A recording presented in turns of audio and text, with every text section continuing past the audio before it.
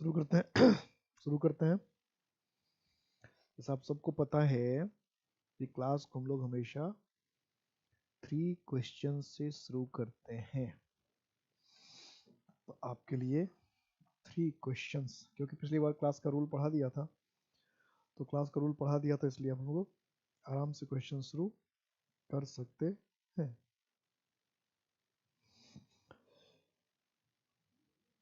और कुछ क्वेश्चन इसमें ऐसे भी करने हैं जो आगे के रूल से रिलेटेड हो।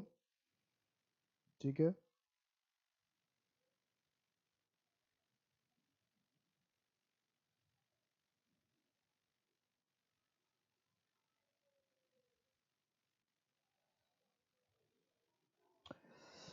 लिखिए। बहुत इंपॉर्टेंट क्वेश्चन है, ध्यान से लिखना है।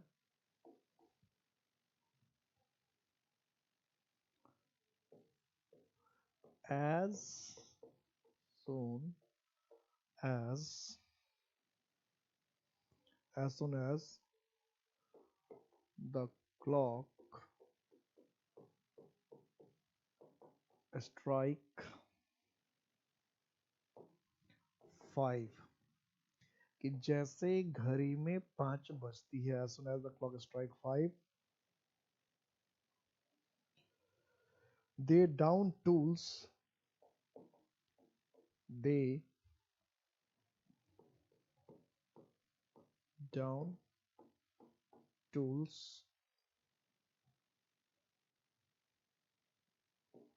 and off they go।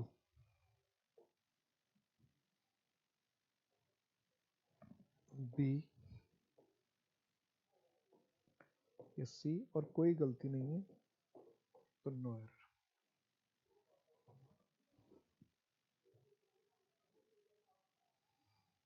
Next question,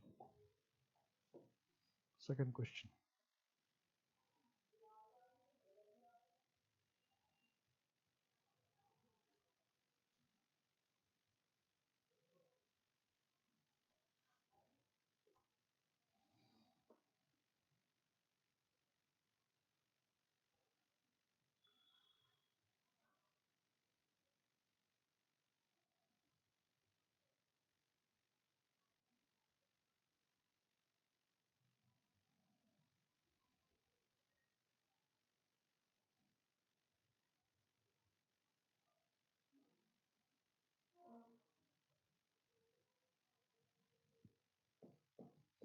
He going every day for a morning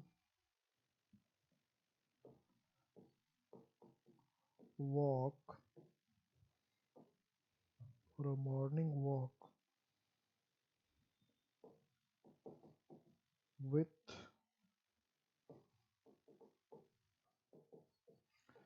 his friends and neighbors।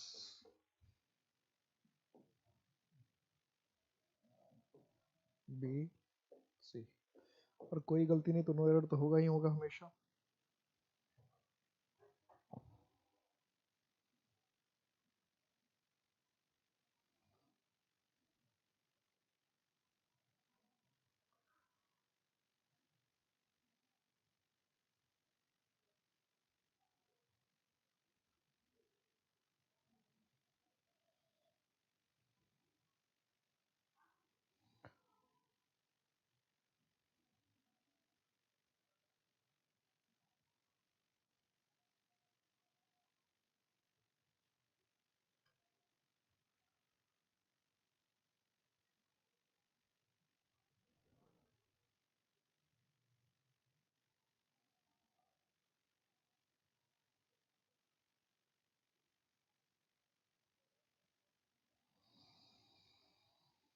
कि एक क्वेश्चन में ऐसा पूछना चाहता हूँ। ओके,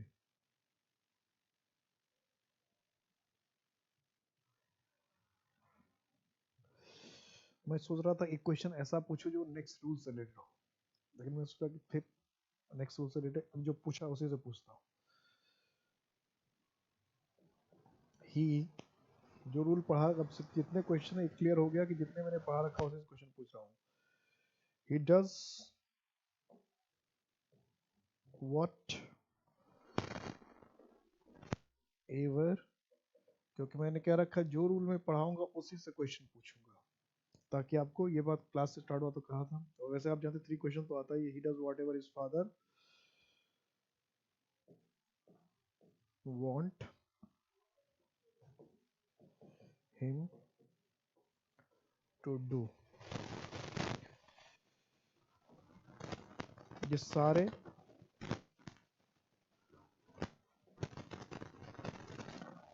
जितने रूल्स पढ़ाएं सिर्फ उसी से रिलेटेड क्वेश्चन, उससे बाहर के क्वेश्चन नहीं है। तो आराम से प्यार से बनाइए। जो रूल्स पढ़ाएं, जो रूल्स डिस्कस किए हैं, सिर्फ उसी क्वेश्चन से, सिर्फ उतने ही क्वेश्चन हैं जितने रूल्स डिस्कस किए गए हैं।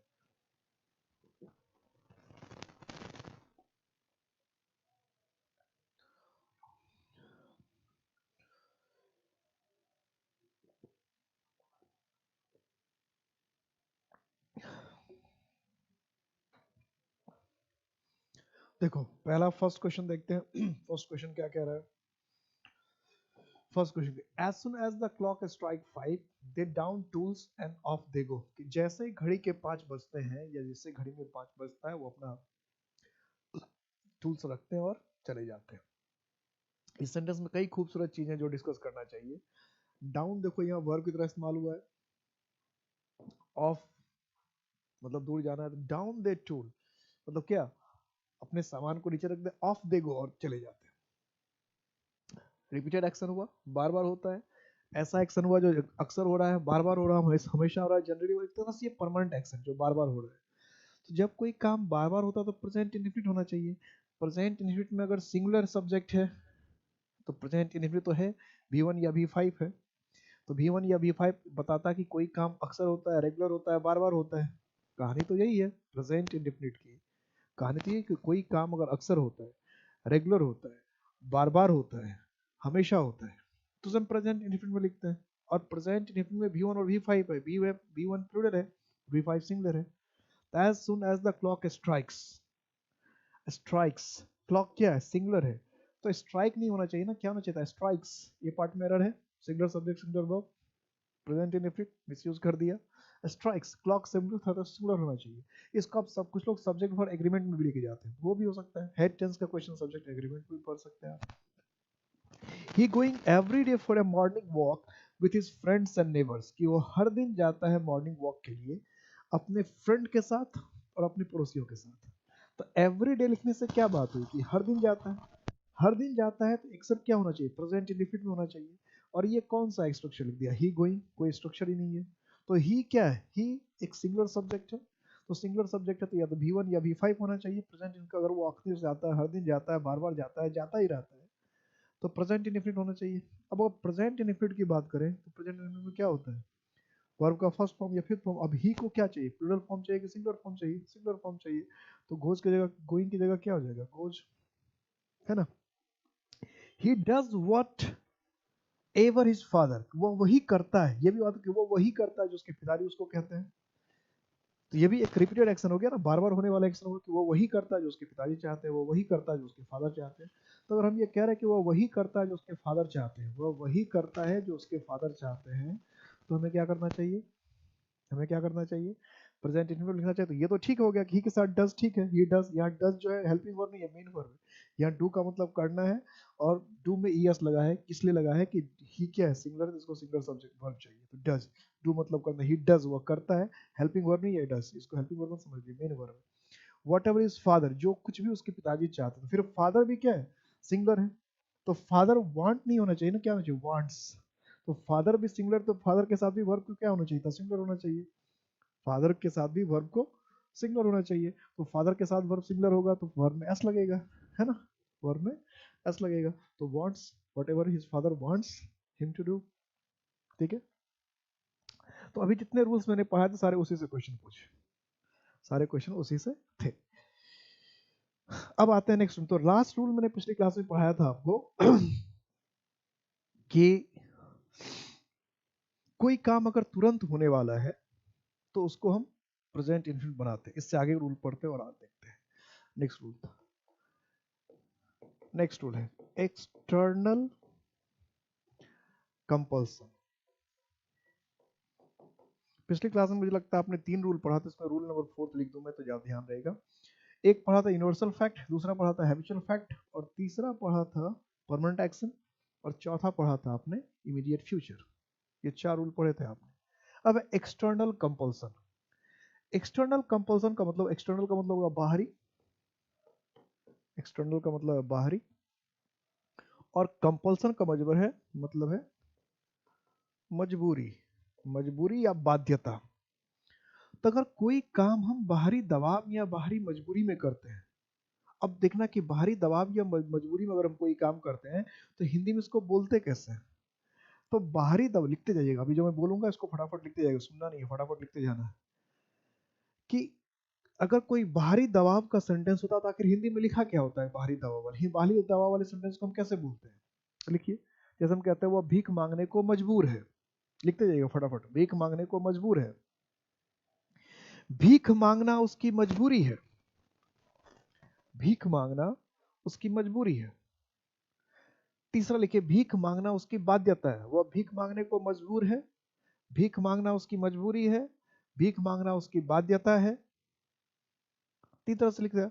और कोई इसको और आराम से बोलेगा, उसे भीख मांगना पड़ता है। क्या बोलेगा? उसे भीख मांगना पड़ता है। तो अगर हम कहते हैं कि भीख मांगना उसकी मजबूरी है, भीख मांगने को वह मजबूर है, भीख मांगने के लिए वह बाध्य है, भीख मांगना उसकी बाध्यता है, भीख मांगना उसकी मजबूरी है। कोई ऐसे भी कहता है भूख भीख मांगने के अलावा उसके पास कोई चारा ही नहीं है। तो इस तरह से अगर हम बात करते हैं तो सेंटेंस से साफ साफ झलकता है कि कोई काम जो है मजबूरी है। तो ये चीज अगर दिख रहा है कि कोई व्यक्ति किसी काम को बाहरी दबाव में करता है, मजबूर होकर करता है, या बाहरी दबाव या बाहरी नियम कानून या मजबूरी के हिसाब से उसको, मतलब स्वेच्छा से नहीं कर रहा है, बाहर से उसको प्रेशर पड़ रहा है, बाहर से दबाव पड़ रहा है। तो जब बाहर के दबाव की वजह से आप कोई काम मजबूर होकर करते हैं, बाहर के दबाव से मजबूर होकर अगर कोई काम करते हैं तो इसको हम कहते हैं एक्सटर्नल कंपल्सन। अच्छा है, आप ऐसे कहें कि वह खाना बनाने को मजबूर है, वह उसे खाना बनाना पड़ता है, खाना बनाना उसकी मजबूरी है, खाना बनाने को वह बाध्य है, या कोई भी कोई ऐसे बोल सकता है उसे उसे खाना बनाना है। तो उसे खाना बनाना है के दो मतलब हो सकते हैं, दिख रहा है। इसका मतलब मैं ये कहना चाह रहा हूँ उसे खाना बनाना है के दो इंग्लिश है। एक तो जो कल पढ़ा था वो होगा ही इज टू कुक, लेकिन उसे खाना बनाना है का मतलब अगर ये है कि अभी थोड़ी देर में वो खाना बनाएगा, पहले से प्लान कर रखा और अब थोड़ा खाना बनाने के लिए जा रहा है और थोड़ी देर में वो खाना बनाएगा। ध्यान सुनो कि अगर उसे खाना बनाना है का मतलब ये है कि खाना बनाने की उसने प्लानिंग कर रखा और थोड़ी देर के बाद वो खाना बनाएगा, अगर ऐसी प्लानिंग है या ये बात है तो ही इज टू कुक होगा। और अगर हम ये कहना चाहते हैं कि खाना बनाना उसकी मजबूरी है, खाना बनाना उसकी मजबूरी है, खाना बनाने को वो बाध्य है, तो कहेंगे he has to cook, point to be noted my lord. तो हमने अगर ये कहा ही हैज टू बेग, ध्यान देना थोड़ी सी बात, दोनों प्रेजेंट टेंस है, ही हैज के साथ भी, और 2 + V1 है तो ये प्रेजेंट इंडेफिनिट है। हैज के साथ अगर V3 है तो प्रेजेंट परफेक्ट है, और हैव के साथ अगर 2 + V1 है तो प्रेजेंट इंडेफिनिट है। तो ही हैज टू बेग अगर आपने लिखा तो इसका मतलब उससे भीख मांगना पड़ता है। ठीक है, हैज टू लिखा, हैज टू बेग तो उससे भीख मांगना पड़ता है। और अगर हम ऐसे कह दे कि ही इज टू बेग तो इसका मतलब बेचारे का ऑफिशियल काम है, समझो ऑफिशियल काम है, इसका मतलब वो भीख मांगने वाला है। जैसे मान लो कोई किसी ने अपना काम बना रखा कि रोज 9 बजे जाके जो रेड लाइट है, जो स्टॉपेज है, वहां पे जाके हमको भीख मांगनी है। रोज का ये काम बना रखा कि भाई 9 बजेगा जाके भीख मांगेंगे। तो 8:50 में या 8:55 में हम क्या कहेंगे, वो भीख मांगने वाला है, तो उसकी मजबूरी नहीं, उसने तो बना रखा अपना काम। तो आपको ये देखना है कि आपको क्या कहना है। अगर एमबीजार प्लस 2 + V1 से कह देंगे तो ये इमीडिएट फ्यूचर माना, भले आपके दिमाग में वो उसे भीख मांगना है, तो उससे भीख मांगना है का सेंस क्या है। अगर सेंस ये है कि थोड़ी देर में वो भीख मांगेगा, रोज मांगता है, डेली शेड्यूल्ड काम है, तो ही इज टू बेग। और अगर हम ये कहना चाहते हैं कि उसे भीख मांगना पड़ता है, ये उसकी मजबूरी है, ही हैज टू बेग, ये ध्यान रखना पड़ेगा आपको। तो ये क्या हो गया, ये हो गया कंपल्सन, ये क्या हो गया कंपल्सन, और ये सिर्फ बता रहा है इमीडिएट फ्यूचर। ये आपको समझना होगा, ये ध्यान रखना पड़ेगा। पहले इस बात पर आप ध्यान नहीं देते थे, अब इस बात पर आपको ध्यान देना पड़ेगा कि हम यार plus to plus B one से बना रहे हैं, तो इसका मतलब इमीडिएट फ्यूचर। आप कहते हैं आई हैव टू कुक, तो कोई कहता है आई हैव टू कुक या I you have to follow the rules, तो you have to follow the rules कह रहा है, इसका मतलब ये आपकी अपनी मर्जी नहीं चलेगी, रूल मानना है मतलब मानना है, ठीक है, रूल मानना है मतलब मानना है, यानी आप रूल मानने के लिए कानून के हिसाब से बाध्य है, बाहरी दबाव है आप पर, मानना ही पड़ेगा। तो आई हैव टू कुक अगर कह रहे हैं, इसका मतलब खाना बनाना मेरी मजबूरी है, खाना बनाने को मैं बाध्य हूँ, खाना बनाना मेरी मजबूरी है, खाना बनाने को मैं बाध्य हूँ, आई हैव टू कुक। और अगर मैं कहता हूँ कि आई एम टू गो, तो इसका मतलब जाना मेरी मजबूरी नहीं है, या इसको चूंकि आई एम टू कुक ही कहते हैं, आई एम टू कुक, तो आई एम टू कुक अगर मैं कहूं कि आई एम टू कुक, तो इसका मतलब मैं खाना बनाने वाला हूं, इसका मतलब ये नहीं है कि खाना बनाना मेरी मजबूरी है, it is not compulsion, it is not compulsion. I am to cook मतलब मैं थोड़ी देर में खाना बनाऊंगा, मैं खाना बनाने वाला हूं, कोई ऐसे भी कह सकता मैं खाना बनाने जा रहा हूं, कोई ऐसे भी कह सकता बस मैं खाना बनाने ही वाला हूं। तो ये मजबूरी नहीं है आपकी, अपने शौक से बना रहे होंगे, आपको भूख लगती है इसलिए खाना बनाते हैं, लेकिन आई हैव टू कुक कहते हैं, तो इसका मतलब आप खाना बनाने को मजबूर हैं। तो ये आपको देखना है कि आपको कैसे बोलना है और क्या बोलना है, जो बोलना है उसके हिसाब से आप स्ट्रक्चर चुनेंगे। साथ ही साथ अगर एमिजार plus to plus B one है, तो आप तुरंत समझ जाइए कि अभी काम हुआ नहीं है, होने वाला है। और हैव हैज के साथ अगर टू प्लस बी वन लगा रहा है, तो आप समझिए कि जो काम वो बोल रहा है वो काम मजबूरी में हो रहा है, जो काम बोला जा रहा है वो मजबूरी में हो रहा है। क्लियर है? तो एक्सटर्नल कंपल्सन के लिए भी हम प्रेजेंट इंडेफिनिट का इस्तेमाल करते हैं। कितने रूल हो गए? तो ये तो फिर फिफ्थ रूल हो गया, इसको मैंने फोर क्यों लिखा है, तो फिफ्थ रूल हो गया, फिफ्थ रूल होगा ये। अब जितने भी रूल्स हम देख रहे हैं सिर्फ कॉमन एरर के हिसाब से देख रहे हैं कि जिससे डायरेक्ट कॉमन एरर आएगा, डायरेक्ट कॉमन एरर आएगा। नेक्स्ट रूल जिससे डायरेक्ट कॉमन एरर आता है, ये सारे रूल वो हैं जिससे कॉमन एरर आएगा ही आएगा, बार बार आएगा, सबका मैं दिखाऊंगा, इसके भी क्वेश्चन अभी मैं दिखाऊंगा, सबके एक साथ क्वेश्चन दिखा रहा हूं। जैसे इस रूल का एक क्वेश्चन में दिखाता हूं आपको, थोड़ा सा क्वेश्चन लंबा था, एक लिख ही देता हूं, क्या दिक्कत है, जो अभी आपने पढ़ा इस क्वेश्चन का। देखो क्वेश्चन देखो,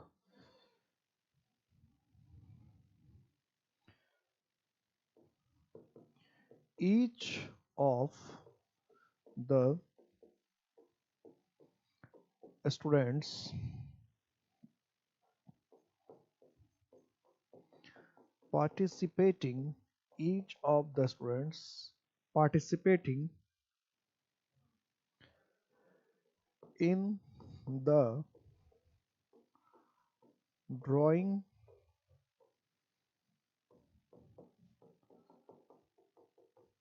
competition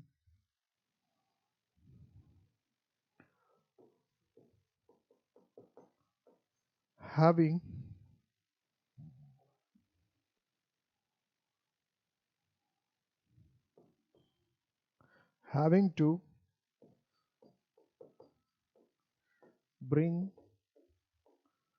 his own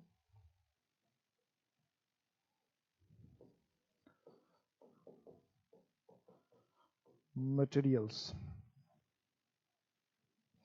कि each of the students, थोड़ा सेंटेंस ज्यादा लंबा दिखने को लग रहा है, लेकिन सेंटेंस तो सेंटेंस है भाई,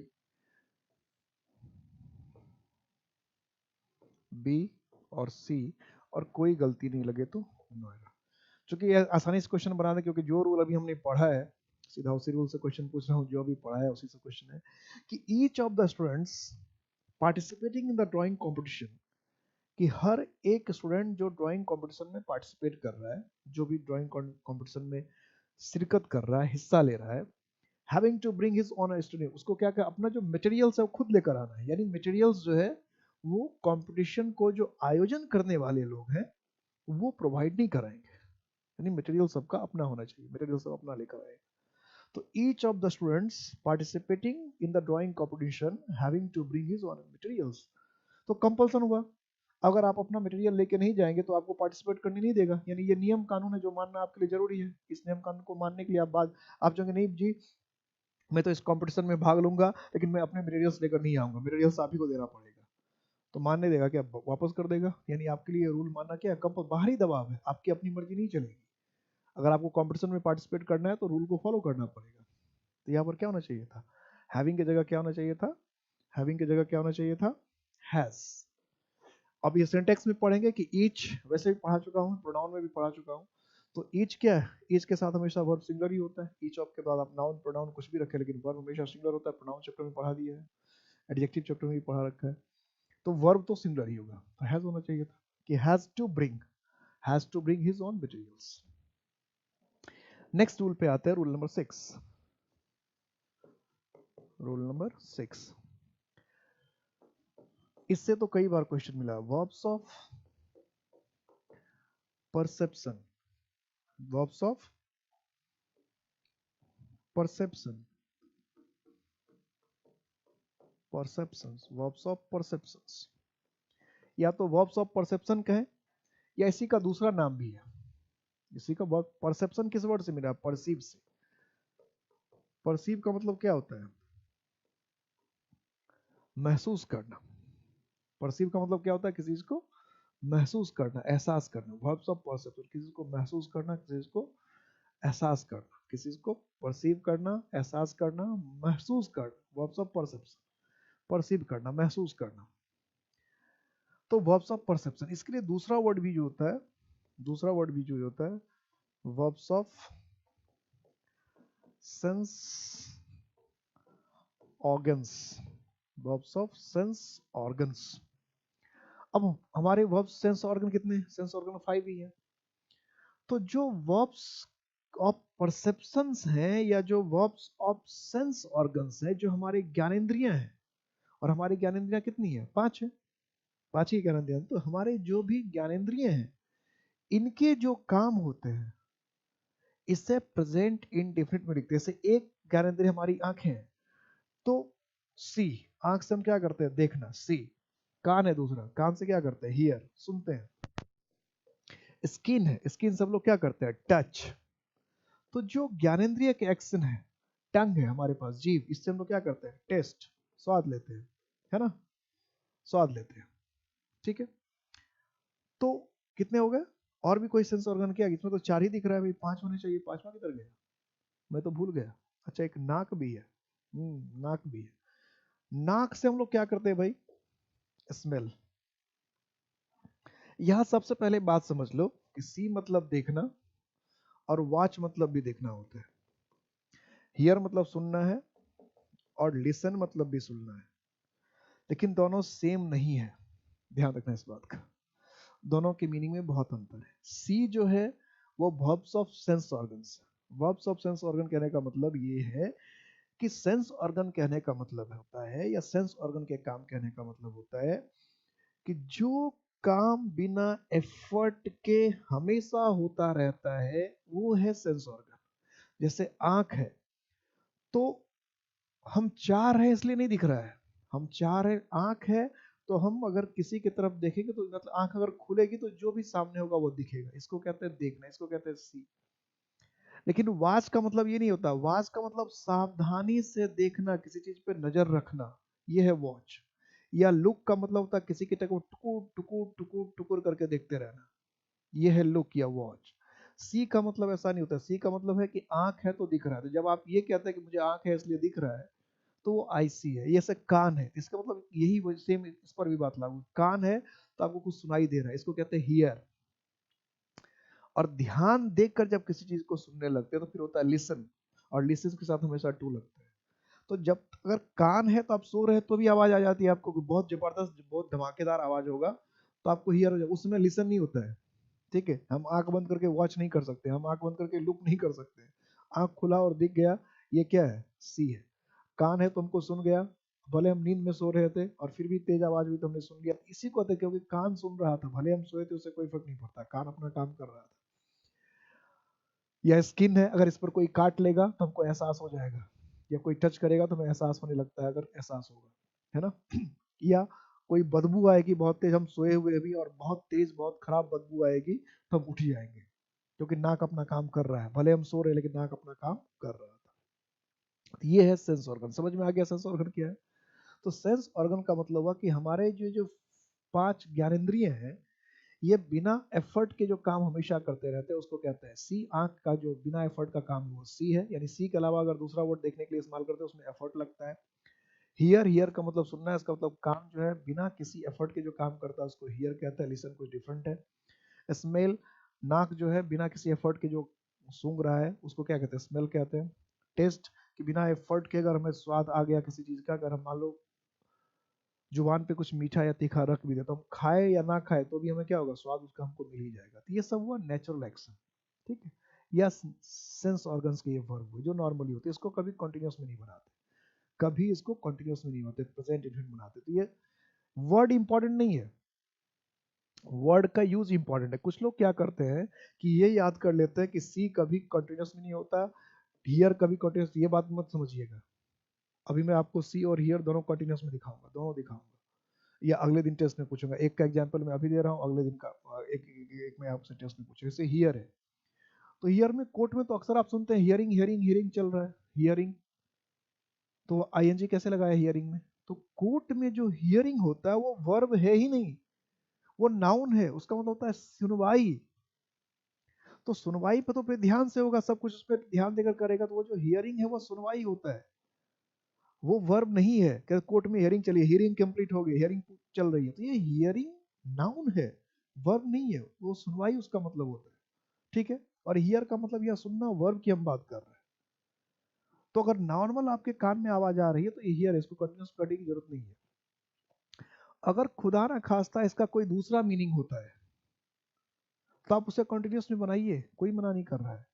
लेकिन सी, हियर, टच, टेस्ट और स्मेल अगर ये सेंस ऑर्गन के वर्ब हैं, और सी का मतलब अगर नॉर्मल देखना ही है तो कंटिन्यूस में नहीं बनेगा। हियर का मतलब अब सी का मतलब अगर कुछ और हो जाए तो होता होगा, फिर कंटिन्यूस बना लीजिए, कोई मना नहीं कर रहा है। इसलिए ये वर्ड रटना नहीं है कि इसमें कभी आईएनजी नहीं लगाना। अगर इस तरह से रटेंगे तो फंस जाएंगे, एड में क्वेश्चन नहीं बनेगा। और ये मैं एग्जाम्पल से आपको साबित करूंगा नेक्स्ट डे। अभी मैं एग्जाम्पल दे दूंगा फिर बात समझ में नहीं आएगी, मतलब बात फिर आपके लिए आसान हो जाएगी। इसलिए मैं देख रहा हूँ कि देखना चाह रहा हूँ कि आप लोग कितने अटेंटिवली मेरी बात को सुन। नेक्स्ट डे मैं क्वेश्चन पूछूंगा, उसे पता चल जाएगा कि मेरी इस बात को आप ध्यान से सुने कि नहीं। मैं कह रहा हूँ फिर से इत्मीनान से सुनो, आराम से सुनो, कि ये याद नहीं करना है कि ये जो सी है, हियर है, टच है, स्मेल है, आईएनजी, इसमें कभी आईएनजी नहीं लगता, ये याद मत करना। ये मैं कह भी नहीं रहा हूँ याद करने के लिए, मैं सिर्फ ये कह रहा हूँ, या मैं नहीं, ग्रामर ये कह रहा है कि वर्ब्स ऑफ परसेप्शन या वर्ब्स ऑफ जो सेंस ऑर्गन्स, ज्ञानेंद्रियों के जो काम है, इसको आपको कंटिन्यूअस टेंस में नहीं यूज करना है, इसको प्रेजेंट इंडेफिनिट में यूज। तो ज्ञानेंद्रियों वाला काम होना चाहिए। अगर ज्ञानेंद्रियों से डिफरेंट काम है तो आप उसे अलग अलग जिस टेंस में यूज करना चाहते कहिए, मीनिंग के हिसाब से आ जाएगा।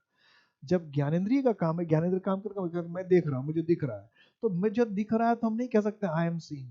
अगर आई एम सीइंग कहेंगे तो ये गलत हो जाएगा, कि मुझे दिख रहा है, मैं देख रहा हूँ, मैं देख, हिंदी में हमने कहा कि मुझे, मैं एक कार दिख रहा हूँ, मुझे एक कार दिख पा रहा है, मैंने तो आंख बंद कर ली थी। तो आंख खोल के हम क्या कहेंगे? मुझे स्क्रीन दिख रहा है, मुझे कैमरा दिख रहा है, मुझे सेल चार्ज में लगा हुआ दिख रहा है, मुझे यहाँ पानी का बोतल दिख रहा है, इसका मतलब आंख खुला है, मुझे सब दिख रहा है, ठीक है। तो इस चीज को दिख रहा है, इसको कहने के लिए आई सी कहेंगे, क्योंकि मेरी आंखें और ये काम कर रही है और नॉर्मली मुझे दिख रहा है। तो अगर हम कह रहे हैं कि आई एम सीइंग, ये तो गलत हो गया, क्या कहना पड़ेगा? आई सी, ठीक है। मैं कह रहा हूँ मैं सुन रहा हूँ तुम्हारी बात, हमने कहा कि मैं सुन रहा हूँ तुम्हारी बात, और इंग्लिश में लिख दिया आई एम, ये नहीं कि I am hearing your talk लिख दीजिएगा, I am hearing you, enough है। मैं सुन रहा हूँ तुम्हारी बात, I am hearing you, enough, इतना ही लिखना है, आई एम हियरिंग यू। तो ये ठीक है या गलत है, ये कैसे डिसाइड होगा? तो आई एम हियरिंग यू, हम ध्यान तो हम कह रहे हैं सुनाई दे रहा है तुम्हारी बात तो सुन रहा हूँ। अब उसमें एफर्ट नहीं लगा रहे, वो बोल रहा है, हम सुन रहे हैं। तो हम कह रहे हैं तुम्हारी बात सुनाई दे रहा है मुझे तुम्हारी बात, मैं सुन रहा हूँ तुम्हारी बात। तो जब हम नॉर्मली कह रहे हैं कि भाई तुम बोल रहे हो और तुम्हारी आवाज मेरे कान तक पहुंच रही है और मैं सुन रहा हूँ उस बात को, तो इसको कंटिन्यूअस में बोलने की जरूरत नहीं है। आपको नॉर्मली क्या बोलना था? I hear you.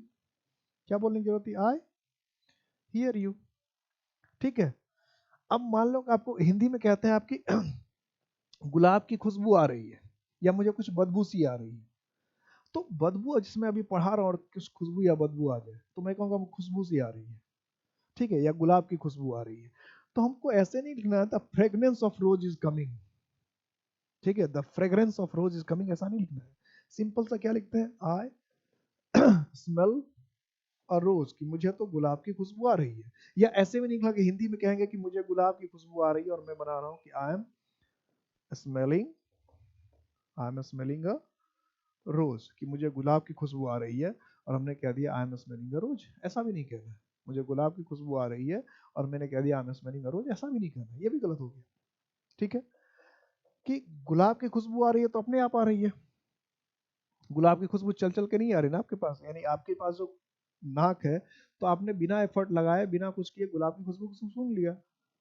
तो जब आपके नाक में कोई चीज बिना किसी एफर्ट के अपने आप आ रहा है और आप उसको सूंघ पा रहे हैं, तो ये प्रेजेंट इंडेफिनिट, भले हिंदी में देख, हिंदी में कंटिन्यूस होता है, मैं सुन रहा हूँ तुमको, मैं देख रहा हूँ सब कुछ, मुझे खुशबू आ रही है, मुझे बदबू आ रही है, हिंदी में कंटिन्यूस बोलते हैं। फंस यही जाती है बात, हिंदी में बोला जाता है कि ये गुलाब की खुशबू आ रही है, मैं गुलाब सूंघ रहा हूँ, मुझे तुम्हारी आवाज सुनाई दे रही है, मैं सुन रहा हूँ तुमको, मैं देख पा रहा हूँ तुमको, मैं देख रहा हूँ तुमको, हिंदी में सारे कंटिन्यूस में बोले जाते हैं। लेकिन इंग्लिश में जो सेंस ऑर्गन के वर्ब्स हैं उसको अंग्रेज ये कहते हैं कि भाई आप कंटिन्यूस में मत बोलो, आप इसको किस में बोलो, प्रेजेंट इन डिफरेंट में बोलो। क्लियर है? तो ये 5 ही सेंस ऑर्गन के वर्ब है, ये ध्यान रखना, सी हियर टच टेस्ट और स्मेल। और अगर इन सारे वर्ड का कुछ और मीनिंग है कहीं पे तो उसको आप कंटिन्यूस बनाइए, कोई मना नहीं। इसलिए एग्जाम में हमेशा सेंटेंस देकर ऐसा पूछा जाता है कि भाई सेंटेंस में देख लो कि वो सेंस ऑर्गन का एक्शन है क्या, रटो मत कि सी है तो कभी आईएनजी नहीं लगेगा, हियर है तो कभी आईएनजी लगेगा, टच है तो कभी आई, ऐसा कुछ नहीं कहा जा रहा है।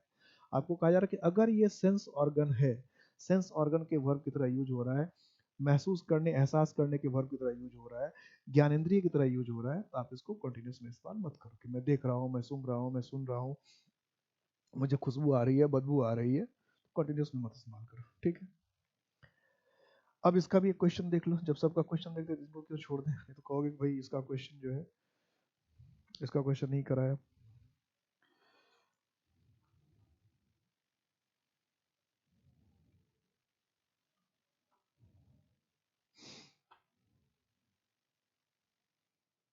अब देखो क्वेश्चन क्या है, क्वेश्चन है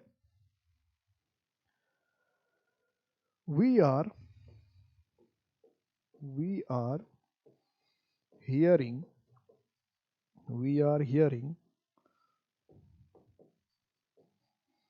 songs from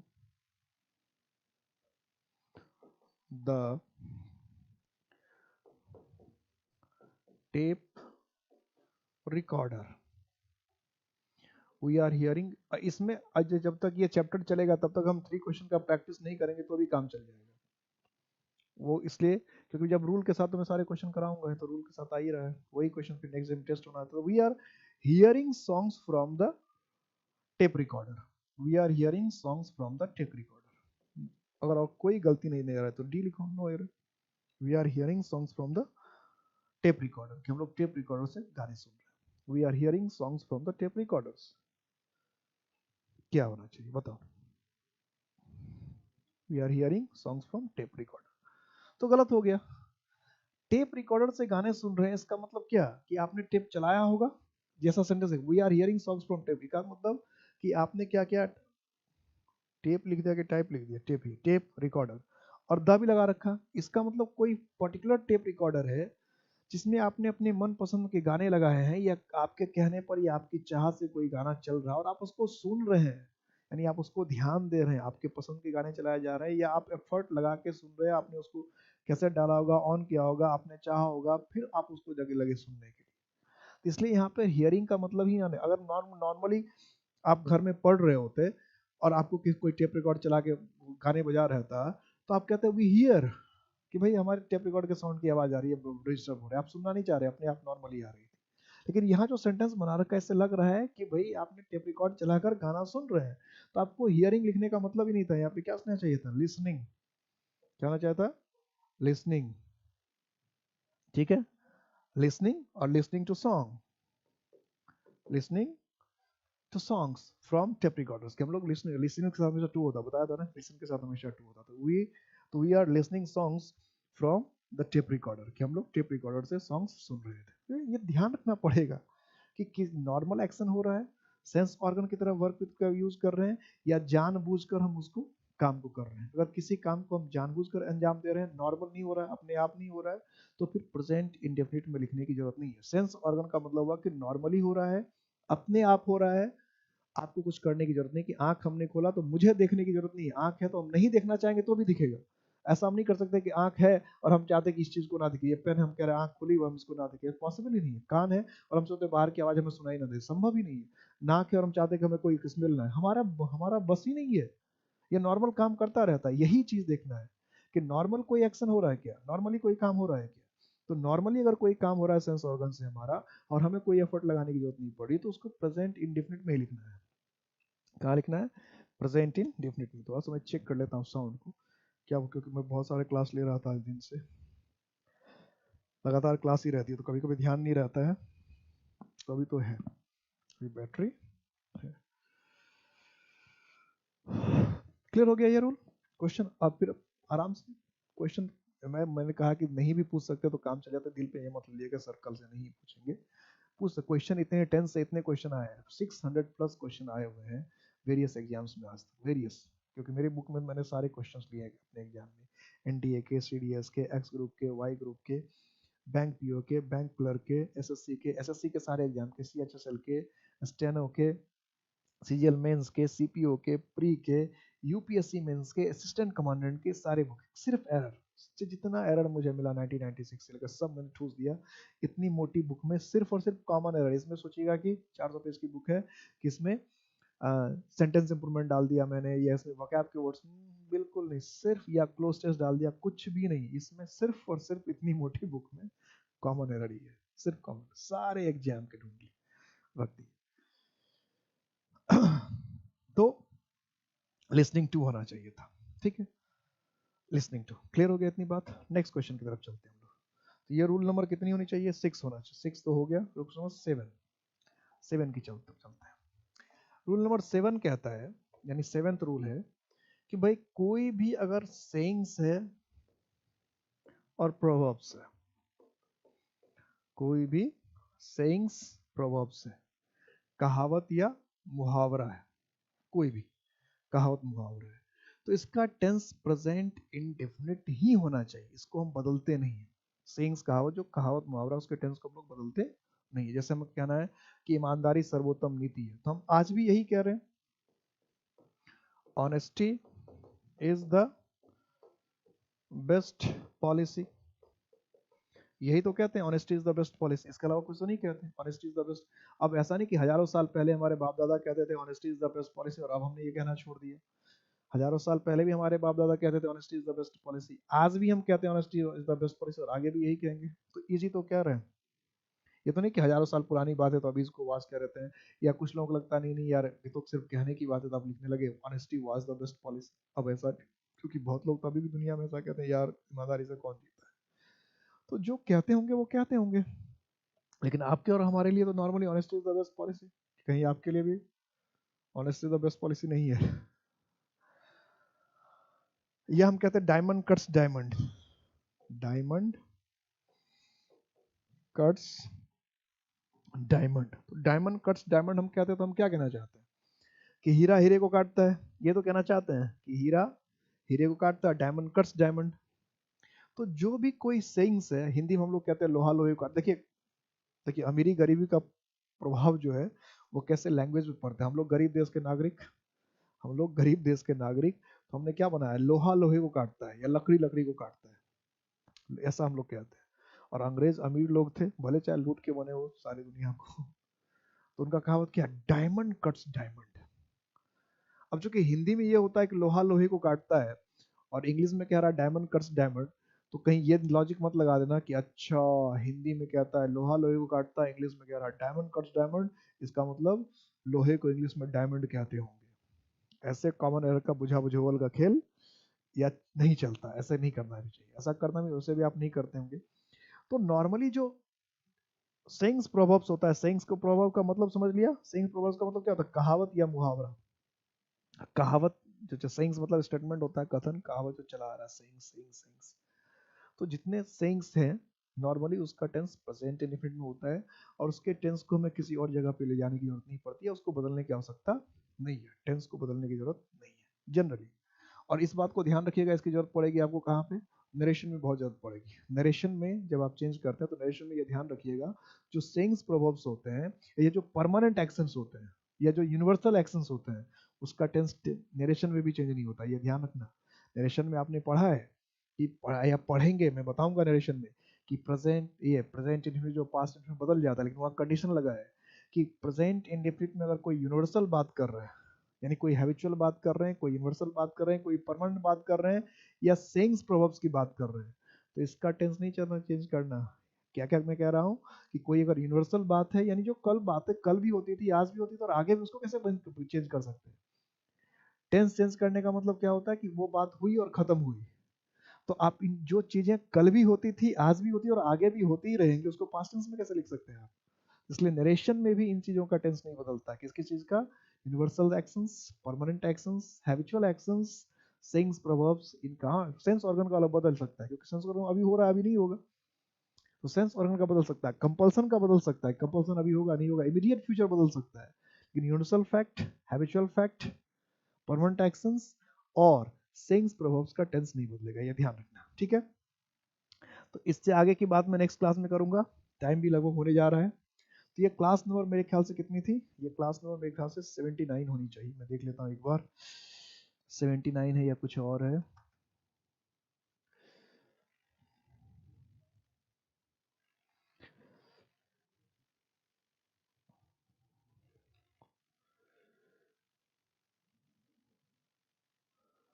सेवेंटी नाइन नहीं भाई, 79 क्लास तो हो चुकी है। टोटल की मैं बात कर रहा था, टोटल क्लास की। टेंस की थी हमारी, ये सिर्फ क्या है, तीसरी या चौथी क्लास। ओके, पीडीएफ बना देता हूँ।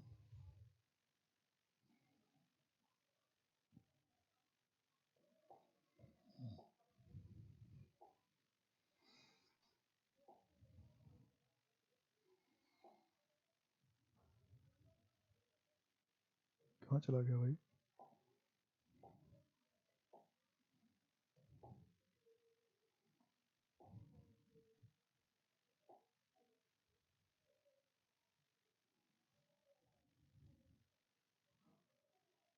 समझ ही नहीं रही बात।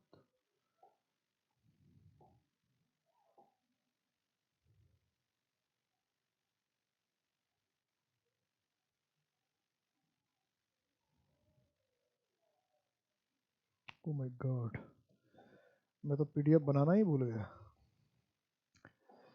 एक्सपोर्ट करने के बजाय मैं इंपोर्ट कर रहा था, वे तो कोई बन क्यों नहीं रहा है। करना था इंपोर्ट, एक्सपोर्ट कर रहे हैं हम लोग, भेजते हैं तो इसका मतलब एक्सपोर्ट कर रहे हैं,